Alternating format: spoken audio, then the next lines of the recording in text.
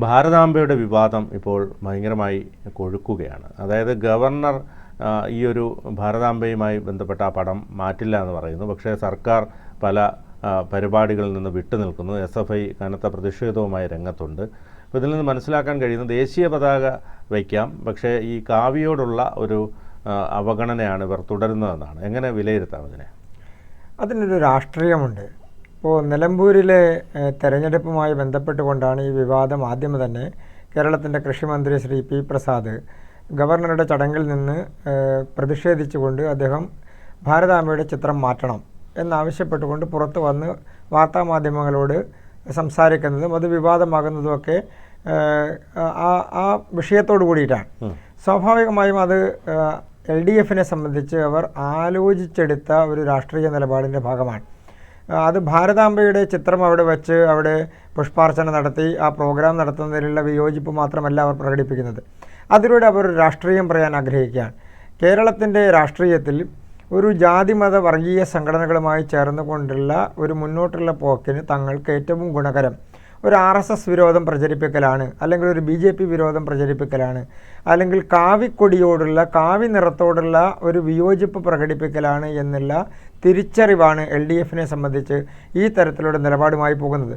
അതിനുശേഷം വിദ്യാഭ്യാസ വകുപ്പ് മന്ത്രി അടുത്ത പ്രോഗ്രാമിൽ അദ്ദേഹം ഇതുപോലെ തന്നെ ചട്ടലംഘനം നടത്തി അദ്ദേഹം അവിടെ നിന്ന് ഇറങ്ങി വന്ന് പ്രതിഷേധം രേഖപ്പെടുത്തുകയാണ്. അത് തെരഞ്ഞെടുപ്പ് ദിവസമാണ് ആ പ്രതിഷേധം രേഖപ്പെടുത്തുന്നത്. അതിനെല്ലാം പിന്നിൽ ഒരു രാഷ്ട്രീയ ലക്ഷ്യമുണ്ട് എന്നുള്ളതാണ് പ്രധാനപ്പെട്ട വിഷയം. LDFനെ സംബന്ധിച്ച് ഇപ്പോൾ അങ്ങനെ ഒരു വിവാദം ഉണ്ടാക്കേണ്ട കാര്യമുണ്ടോ എന്നുള്ളതൊരു പ്രസക്തമായിട്ടുള്ള ചോദ്യമാണ്. LDF അത് ഉന്നയിക്കുമ്പോൾ അവരെ സംബന്ധിച്ച് അവർ രണ്ട് വിഷയങ്ങളാണ് പറയുന്നത്.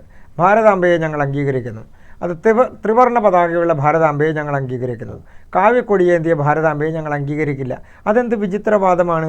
ഭാരതാംബ എന്ന് പറയുന്നത് കൊടി ഏന്തുന്നു എന്നുള്ളതല്ലല്ലോ, ഏത് കൊടി പ്രദർശിപ്പിക്കുന്നു എന്നുള്ളതല്ലല്ലോ അവിടുത്തെ പ്രധാനപ്പെട്ട വിഷയം. അവരെ സംബന്ധിച്ച് അവർക്ക് ഇഷ്ടമുള്ള കൊടികൾ ആ കൈകളിൽ വെച്ചോട്ടെ, ആരാ ഇതിനെ എതിർക്കുന്നത്? പക്ഷേ പ്രധാനപ്പെട്ട വിഷയം അവർ ഭാരതാംബ എന്നുള്ള സങ്കല്പത്തെ അതിനെ നിഷേധിക്കാൻ വേണ്ടി ശ്രമിക്കുന്നു എന്നുള്ളതാണ്. അതിൽ ആ കൊടി വെക്കുന്നതിൻ്റെ കളർ അവർ ചർച്ചയാക്കുന്നു. ആ കളർ ചർച്ചയാക്കുന്നതിൻ്റെ പ്രധാനപ്പെട്ട വിഷയം ഞങ്ങൾ ആ കളറിനോട് വിരോധമുള്ളവരാണ് എന്ന് പറഞ്ഞാൽ അത് മറ്റ് ചില വിഭാഗങ്ങളിലുള്ള ആളുകളെ സംബന്ധിച്ച് അവരുടെ രാഷ്ട്രീയത്തോടൊപ്പം നിൽക്കാൻ, അവരുടെ ചർച്ചകളോടൊപ്പം നിൽക്കാൻ, അല്ലെങ്കിൽ അവരുടെ വോട്ട് ബാങ്ക് രാഷ്ട്രീയത്തിലേക്ക് കടന്നു കയറാൻ കഴിയുന്ന ഒരു സാഹചര്യമുണ്ട് എന്നുള്ള തിരിച്ചറിവാണ് ആ അഭിപ്രായത്തിൻ്റെ ഒരു പ്രധാനപ്പെട്ട വിഷയം. ഇവിടെ അവർ ഉന്നയിച്ചിട്ടുള്ളൊരു പ്രധാനപ്പെട്ട വിഷയം മന്ത്രിമാർ പുറത്ത് വന്നിട്ടാണെങ്കിലും അതിനുശേഷം സർക്കാർ തന്നെയാണെങ്കിലും ബഹുമാനപ്പെട്ട മുഖ്യമന്ത്രിയാണെങ്കിലും ഒക്കെ ഉന്നയിക്കുന്ന ഒരു പ്രധാനപ്പെട്ട വിഷയം ഭരണഘടനയിലില്ല എന്നുള്ളതാണ്. ഭരണഘടനയിൽ എല്ലാം പറയുന്ന കാര്യങ്ങളല്ലല്ലോ എല്ലാം നമ്മുടെ രാജ്യത്ത് നടക്കുന്ന പ്രോസസ്സ്. ഉദാഹരണത്തിന് സർക്കാരിൻ്റെ പരിപാടികളിൽ ഉദ്ഘാടന ചടങ്ങുകൾ നിശ്ചയിക്കുന്നു. ആ ഉദ്ഘാടന ചടങ്ങുകളെല്ലാം ഭരണഘടനയിൽ പറഞ്ഞിട്ടാണോ നിശ്ചയിക്കുന്നത്? അങ്ങനെയല്ലല്ലോ. അപ്പോൾ സ്വാഭാവികമായും ഒരു നടപടിക്രമത്തിൻ്റെ ഭാഗമായിട്ടുള്ള കാര്യത്തെ സംബന്ധിച്ചല്ല ഭരണഘടനാപരമായ വിഷയം ഉയർത്തുന്നത്. അതിൻ്റെ പേരിൽ ബഹുമാനപ്പെട്ട കേരളത്തിൻ്റെ വിദ്യാഭ്യാസ വകുപ്പ് മന്ത്രി അദ്ദേഹം പറയുന്നത് 10ാം ക്ലാസ്സിലെ പാഠപുസ്തകത്തിൽ ഗവർണറുടെ ചുമതലകൾ പഠിപ്പിക്കാൻ പാഠപുസ്തകത്തിൽ ഉൾപ്പെടുത്തുന്നത് അത് വളരെ ശ്ലാഘിക്കേണ്ട ഒരു വിഷയമാണ്. ഗവർണറുടെ ചുമതലകൾ കുട്ടികൾ പഠിച്ചു വരുന്നതോടുകൂടി ഈ സർക്കാർ ഗവർണറുടെ, പ്രത്യേകിച്ച് ഇടതുപക്ഷ ഗവൺമെൻറ് ഗവർണറുടെ നയങ്ങളിൽ, അദ്ദേഹം എടുക്കുന്ന തീരുമാനങ്ങളിൽ, ഭരണഘടനാപരമായി എടുക്കുന്ന നിലപാടുകളിൽ അദ്ദേഹം കാണിക്കുന്ന സുതാര്യത, അതേത് ഗവർണറാണെങ്കിലും ഗവർണറുടെ ചുമതലയിലിരിക്കുന്നവർ കാണിക്കുന്ന സുതാര്യത ജനങ്ങൾക്ക് ബോധ്യപ്പെടാൻ അത് ഗുണകരമാവുകയുള്ളൂ. ഇവിടെ ഭാരതാംബയെക്കുറിച്ചുള്ള ചർച്ച കൊണ്ടുവരുമ്പോൾ അവർ ഉന്നയിക്കുന്നതും ഈ അങ്ങ് സൂചിപ്പിച്ചതുപോലെയുള്ള ഈ കളറിൻ്റെ പ്രശ്നമാണ്. കൊടിയുടെ കളറാണ് അവരുടെ പ്രധാനപ്പെട്ട വിഷയം. തീർച്ചയായിട്ടും ഈ പറഞ്ഞതുപോലെ ഇപ്പോൾ വി ശിവൻകുട്ടി പറഞ്ഞത് പാഠപുസ്തകത്തിൽ ഇത് ഉൾപ്പെടുത്തും, അതോടൊപ്പം തന്നെ ഗവൺമെൻറ് നിയമനിർമ്മാണം കൊണ്ടുവരും, ഇത്തരത്തിൽ ഈ ചിത്രം ഇത് പ്രദർശിപ്പിക്കുന്നതുമായി ബന്ധപ്പെട്ട് അല്ലെങ്കിൽ ചടങ്ങുകളിൽ വെക്കുന്നതുമായി ബന്ധപ്പെട്ട് നിയമനിർമ്മാണം കൊണ്ടുവരും. അങ്ങനെ ഒരുപാട് ഘട്ടങ്ങളിലേക്ക് അവർ കടക്കുകയാണ്. അപ്പോൾ ഇതൊരു രാഷ്ട്രീയ വിരോധമാക്കി മാറ്റിക്കൊണ്ട് ഭാരതാംബയെ അവഹേളിക്കുന്ന ഒരു അവസ്ഥയിലേക്കല്ലേ കാര്യങ്ങൾ എത്തി നിൽക്കുന്നത്? ഈ ഭാരതാംബ സങ്കല്പം എത്രയോ കാലങ്ങളായി നമ്മുടെ രാജ്യത്ത് നിലനിൽക്കുകയും അത് ചിത്രങ്ങളായും അതല്ലെങ്കിൽ ജനങ്ങളുടെ മനസ്സിലും നമ്മുടെ സംസ്കാരത്തിൻ്റെയും ഭാഗമായി നിലനിൽക്കുന്നതാണ്. നമ്മുടെ രാജ്യത്ത് മലകളെ പൂജിക്കുന്നുണ്ട്, പുഴകളെ പൂജിക്കുന്നുണ്ട്, വനങ്ങളെ പൂജിക്കുന്നുണ്ട്, കാവുകളെ പൂജിക്കുന്നുണ്ട്. എല്ലാ സസ്യജാലങ്ങളെയും അല്ലെങ്കിൽ പ്രകൃതിയുടെ എല്ലാ തരത്തിലുള്ള സംവിധാനങ്ങളെയും പൂജിക്കുകയും ആരാധിക്കുകയും ചെയ്യുന്ന ഒരു സാംസ്കാരിക പൈതൃകം നിലനിൽക്കുന്ന ഒരു രാജ്യത്താണ് നമ്മൾ പൂജ നടത്താത്ത മേഖലകൾ ഏതാ ഉള്ളത്? നമ്മൾ ആരാധിക്കാത്ത, പൂജ നടത്തുക എന്ന് പറഞ്ഞാൽ നമ്മൾ വന്ദിക്കാത്ത, നമ്മൾ ആരാധിക്കാത്ത, നമ്മളുടെ ആരാധനയുടെ ഭാഗമായി മാറാത്ത ഒരു മേഖലയും നമ്മുടെ രാജ്യത്തില്ല എന്നുള്ളതാണ്. അതുപോലെ തന്നെയാണ് നമ്മുടെ ഈ ഭൂമിയെ ജനനി ജന്മഭൂമിച്ച സ്വർഗാത പികരീയസി എന്ന് പറയുന്ന ഈ രാജ്യത്തെ അമ്മയായി കാണുന്ന, മാതാവായി കാണുന്ന ഒരു സംവിധാനം എത്രയോ കാലങ്ങളായി, പൗരാണിക കാലഘട്ടം മുതൽ നമ്മുടെ രാജ്യത്ത് നിലനിൽക്കുന്ന സംവിധാനമാണ്. ഇപ്പോൾ ഇടതുപക്ഷം ഉയർത്തുമ്പോഴും കോൺഗ്രസ്സുകാർ ഉയർത്തുമ്പോഴും അവർ പറയുന്നൊരു പ്രധാനപ്പെട്ട വിഷയം ത്രിവർണ്ണ പതാക ഏന്തിയ ഭാരതാംബയെ ഞങ്ങൾ അംഗീകരിക്കാം. അപ്പോൾ 1947 ശേഷമാണോ ഈ രാജ്യമുണ്ടായത്? 1947 ശേഷമാണോ, സ്വാതന്ത്ര്യ ലബ്ധിക്ക് ശേഷമാണോ ഈ രാജ്യത്ത് അങ്ങനെ ഒരു രാഷ്ട്രസങ്കല്പം ഉണ്ടായത്? ഈ രാജ്യം ഒരു സമ്പൂർണ്ണമായിട്ടുള്ള രാഷ്ട്രമാണ് എന്നല്ല. ഇപ്പോൾ പാകിസ്ഥാനും ബംഗ്ലാദേശും ഉൾപ്പെടെയുള്ള മേഖലകൾ നമ്മുടെ രാജ്യത്തിൻ്റെ ഭാഗമായിരുന്ന ഒരു കാലഘട്ടം, ഈ രാജ്യം ഒരു അഖണ്ഡ ഭാരതമായിരുന്ന, ഒരു സമ്പൂർണ്ണമായി രാജ്യത്തിൻ്റെ അതിർത്തികൾ മുഴുവൻ അഖണ്ഡ ഭാരതത്തിൻ്റെ ഭാഗമായിരുന്ന പാകിസ്ഥാൻ എന്ന് പറയുന്നതോ ബംഗ്ലാദേശ് എന്ന് പറയുന്നതോ ആയിട്ടുള്ള പ്രദേശങ്ങളെ മുഴുവൻ തന്നെ, ബലൂചിസ്ഥാൻ അടക്കമുള്ള പ്രദേശങ്ങളെല്ലാം തന്നെ നമ്മുടെ ഒരു കാലഘട്ടത്തിൽ ശ്രീലങ്കയും ബർമ്മയും അടക്കമുള്ള വിശാലമായിട്ടുള്ള ഒരു വലിയ രാജ്യത്തിൻ്റെ സാംസ്കാരിക പൈതൃകത്തിൻ്റെ എല്ലാം ഭാഗമായിരുന്ന സംവിധാനത്തിൻ്റെ ഭാഗമായിട്ടാണ് ഈ ഭാരതാംബ സങ്കല്പവും അതുപോലെ തന്നെ ആ കാഴ്ചപ്പാടുകളും എല്ലാം നിലനിൽക്കുന്നത്. അപ്പോൾ ഭൂമിദേവിയെ സംബന്ധിച്ച്, ഭാരതത്തെ സംബന്ധിച്ച്, അഖണ്ഡ ഭാരതത്തെ സംബന്ധിച്ച് നമ്മൾ പൂജിക്കുന്നത് ആ ഒരു സങ്കല്പത്തിൻ്റെ അടിസ്ഥാനത്തിലാണ്, ആ കാഴ്ചപ്പാടിൻ്റെ അടിസ്ഥാനത്തിലാണ്. അപ്പോൾ അതിനെ നിരാകരിക്കുക എന്ന് പറയുന്നത് ഒരു സാംസ്കാരിക പൈതൃകത്തെ നിരാകരിക്കുന്നതിന് തുല്യമാണ്. നമ്മുടെ രാജ്യത്തിൻ്റെ സാംസ്കാരിക പൈതൃകത്തിൻ്റെ ഭാഗമാണ് ഭാരതാംബ സങ്കല്പവും അതുപോലെ തന്നെ കാവ്യക്കൊടിയുമെല്ലാം. അങ്ങനെയുള്ള ആളുകളെ സംബന്ധിച്ച് ഇപ്പോൾ ഉദാഹരണത്തിന് അവർ സ്റ്റാലിൻ്റെ പടം വെച്ച് പ്രോഗ്രാം നടത്തുന്നില്ലേ? സ്റ്റാലിൻ്റെ പരിപാടികൾ സംഘടിപ്പിക്കുന്നില്ലേ? ഈ രാജ്യവുമായി എന്തെങ്കിലും ബന്ധമുള്ള ആളാണോ? അല്ലല്ലോ. അതിനാരെങ്കിലും എതിർക്കുന്നുണ്ടോ?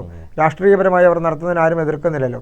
അപ്പോൾ സ്വാഭാവികമായും നമ്മളുടെ രാജ്യത്ത് ആ തരത്തിൽ നിരവധി വിദേശ ശക്തികൾ നമ്മുടെ രാജ്യത്ത് ഭരണം നടത്തിയിട്ടുള്ള ആളുകളാണെങ്കിലും നമ്മുടെ രാജ്യത്ത് കടന്നു കയറി ആക്രമിച്ചിട്ടുള്ള ആളുകളാണെങ്കിലും അവരെയൊക്കെ അംഗീകരിക്കുകയും അവരെയെല്ലാം ഒരു കാലഘട്ടത്തിൽ ഭരണ സംവിധാനത്തിൻ്റെ ഭാഗമായി ഉൾക്കൊള്ളുകയും ചെയ്തിട്ടുള്ള സാംസ്കാരിക പൈതൃകമുള്ള നാടാണ് നമ്മുടേത്.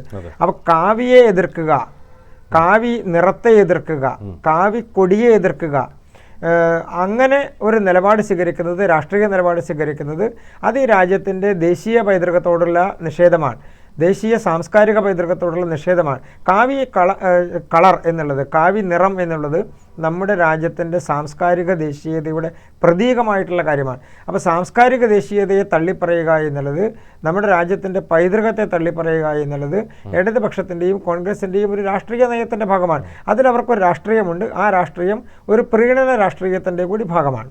പക്ഷേ ഇതിപ്പോൾ ഈ പറഞ്ഞതുപോലെ ആരിഫ് മുഹമ്മദ് ഖാൻ കഴിഞ്ഞതിന് ശേഷം ഇപ്പോൾ വന്ന ഗവർണർ വന്നപ്പോൾ വലിയ പ്രശ്നങ്ങളില്ലാതെ പോകുമെന്നാണ് കരുതിയത്. പക്ഷേ ഇതിനകത്തും ഇത്തരത്തിൽ കുത്തിത്തിരിപ്പ് ഉണ്ടാക്കാനുള്ള ശ്രമമാണ് ഇത്തരത്തിൽ LDFൻ്റെ ഭാഗത്തു നിന്ന് ഉണ്ടാകുന്നത്. അത് എന്താണ് അങ്ങനെ സംഭവിക്കുന്നത്?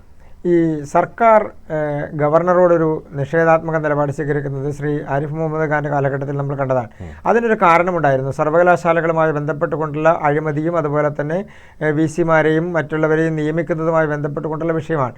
ശ്രീ ആർലേക്കറുടെ കാര്യത്തിൽ, ഇപ്പോഴത്തെ ഗവർണറുടെ കാര്യത്തിൽ LDF എടുക്കുന്ന ഒരു നിലപാട്, അദ്ദേഹം എടുക്കുന്ന സാംസ്കാരികപരമായിട്ടുള്ള ചില ചിഹ്നങ്ങളോട് അല്ലെങ്കിൽ ഭാരതാംബ അടക്കമുള്ള വിഷയങ്ങളിൽ അദ്ദേഹം എടുത്തിട്ടുള്ള നിലപാടുകളോട് വിയോജിപ്പ് രേഖപ്പെടുത്തിക്കൊണ്ട് അതിൽ ഒരു രാഷ്ട്രീയം കലർത്തുക എന്നുള്ളതാണ്. ഒരാവശ്യവും സർക്കാരിനെ സംബന്ധിച്ച് അതിനകത്തുണ്ടാകേണ്ടതില്ല. സർക്കാർ പരിപാടികൾ രാജ്ഭവനിൽ നടക്കുമ്പോഴാണെങ്കിലും ഇനി അതല്ല മറ്റ് സ്ഥലങ്ങളിലാണെങ്കിലും നടക്കുന്ന പരിപാടികളിൽ നിലവിളക്ക് കൊളുത്തുന്നതിനെതിരെ ഒരു കാലഘട്ടത്തിൽ കേരളത്തിൽ എത്രയോ ചർച്ചകൾ നടന്നു. നിലവിളക്ക് കൊളുത്തുന്നത് ഞങ്ങൾ അംഗീകരിക്കില്ല എന്ന് പറഞ്ഞ് എത്രയോ ചർച്ചകൾ നടന്നു. പക്ഷേ സർക്കാർ പരിപാടികളിൽ നിലവിളക്ക് കൊളുത്തുന്നില്ലേ?